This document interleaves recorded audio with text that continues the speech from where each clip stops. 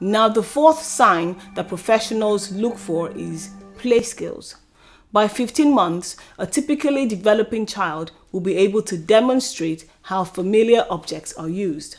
So if I place a cup and spoon and football in front of a child, they should know to play with the cup and spoon by lifting it up to their mouths and to kick or throw the ball.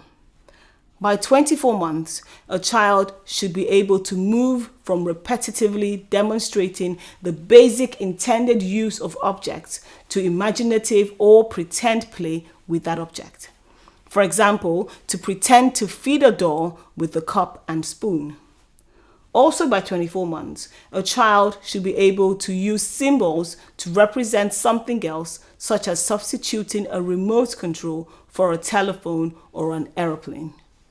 But if a child has trouble with functional play or using toys for their basic intended use, such as toy tools or cooking set, and they don't play make-believe or engage in group games or activities, or they don't imitate others, collaborate, or use their toys in creative ways, then this is huge because play is such an important skill that helps children with their social interaction and connection with other children, and it also helps with the development of language. 5. Difficulty with learning how to imitate. Language is learned behavior, so children need to be able to watch someone and copy their body movements by 12 months, and to be able to imitate sounds and words by 18 months. If a child is not typically able to do that, then this is flagged up.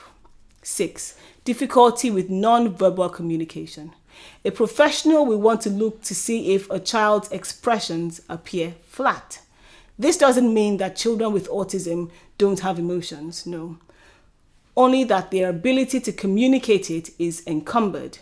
They also have difficulty understanding other people's gestures or reading other people's non-verbal communication. 7. Language. There are differences in language acquisition and development between a typically developing child and an autistic child. For example, an autistic child would usually have language delays. By 18 months, a child should be able to say at least 50 words that include some 2-word phrases. Another example is the inability to follow simple commands like put the ball in the box. Because autistic children usually have difficulty understanding words, they are typically unable to follow directions. A third example is echoing or only using words or sentences they've heard from people or on TV, but they don't necessarily use them for communicative intent.